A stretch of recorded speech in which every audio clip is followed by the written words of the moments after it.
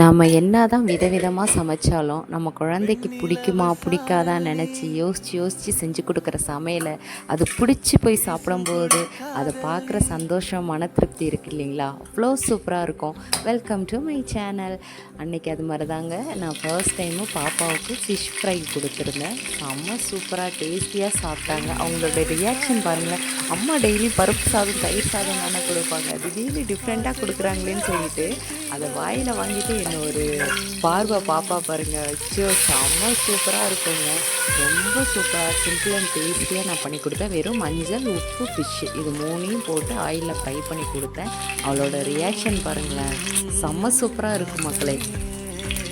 மகளின் புன்னகை போல் யுக பூக்களுக்கு புன்னகைக்க தெரியவில்லை.